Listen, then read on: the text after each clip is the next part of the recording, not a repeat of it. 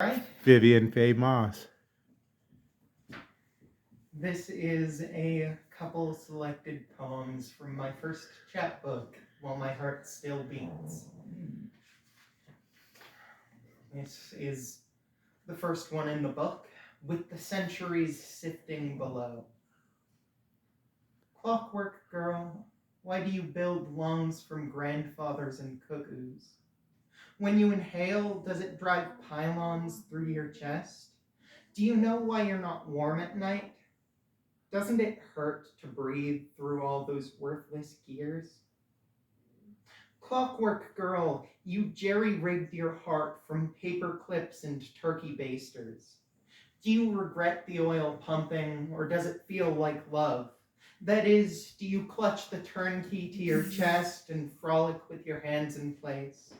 Do you make it to class on time, or do you rot like everyone else? Clockwork girl, your peers are going extinct. You're planting flowers in their ossuary like you're capable of feeling alone. Don't you wish you had laid down your springs and sunk in the mud, waiting to be dug out 100 years down the road and rebuilt by any other maker? Wow.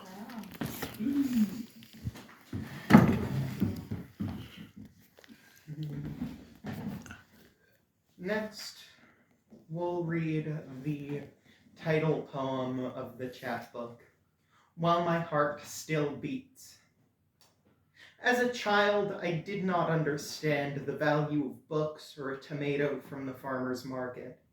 My parents would crack open beers on the highway, clink them together, laugh as they drove past cops and told me to respect them. Father told me vodka smelled just like water on his breath. The only time I gave anyone CPR was under Tilcombe Footbridge in Portland 27 months ago now. Part of me is glad she didn't live. She never would have gotten over the fact that I'd opened her shirt without permission. I didn't understand her last words, but I hope she forgave me for it all. On the ambulance, she squeezed my hand and I cried into broken ribs. My grandma was an artist and an English professor. She was famous around Gualala for her series of unconventional nude paintings. She could only ever love a man who wasn't all there, so says the naked Santa Claus her husband built in the high school. I own a book titled The Complaint, or Night Thoughts, dated 1834, which contains 8 nights of poetry. The book is about the size of a box of large playing cards and is the 3rd oldest book I own. It was given to me by the first person who raped me. I taught them the beauty of fresh vegetables, and they taught me how to listen to metal. I couldn't have asked for a better partner. There is a clearing where I tried to grow lilacs in anguish.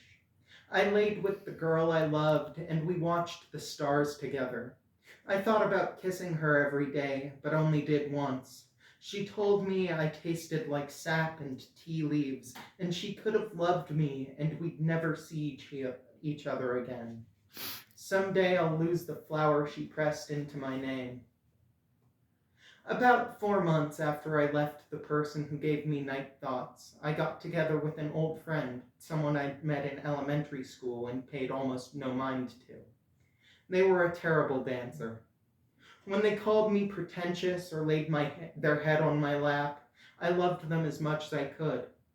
I was terrible at love back then. In the winter, they gave me a card. It said, "You are the brightest star in my sky." They left it beneath their dangling corpse and signed my name with a heart over the I. Was it all worth it? About 2 miles out from my apartment in Talent is an irrigation ditch with a small concrete wall that's wide enough to lie down on. I walk there when I have too many ghosts, and I sit on the wall and think about where my road will end. I hope it's somewhere like that, a place where you can see the stars, where some girl will walk so she can find a little piece of beauty and love everyone she's ever had a little too much. Wow. Viv. Wow, that's great. Here's one I think you'll like, Father. This is answering the question. Because the chicken doesn't believe in death anymore. Because she carries a sensible cleaver to every funeral she goes to. Because her mother's body is rotting away under cloud print sheets in the same bed she was born in. Because the chicken is scared to look, so she sleeps on the couch. Because her vacation home in Minneapolis was firebombed last Tuesday, and the insurance hasn't come through yet. Because some days she hides under the covers and imagines buttermilk pancakes for breakfast. Because people mock the chicken from her driveway, their faces painted to look just like hers. Because she was first in line when ICE came to raid the neighbor's house, and she was nearly dragged off by a red tail. Because she wants to learn how to grow strawberries and marigolds. Because the AI version of her is more charismatic than she is, and people throw tomatoes at the awful machine instead of her. Because the people in her mother's driveway carry banners with the chicken's face and beg her to join them. Because she wants so badly to join them, to run screaming off into the night like she doesn't have to keep her job. Because she's tired of helping people better than her make choices she's never had a reason to consider. Because her groceries are running out, and she is subsisting on earwigs and ground clamshells. Because she struggles with the endings of particularly beautiful films, like Bullet Train and Project Almanac. Because the chicken hasn't been able to lay an egg in years, and she blames it on biology. Because she gave up trying to make sense of religion the first time she lost a lover. Because on nights when she can't stand the smell of decay, she paces around her mother's house and thinks about how much easier life might be with her head cut off.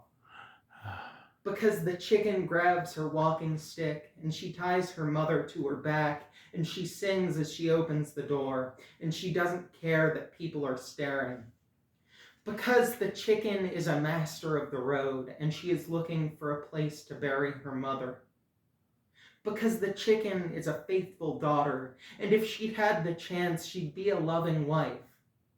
Because the chicken is desperate to be something more than gentle.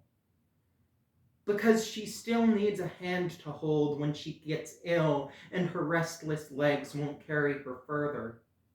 Because she's starving behind a restaurant at 4 a.m. trying to scavenge trash from their dumpster. Because she keeps feeling the ghost of her mother behind her, trying to usher her on.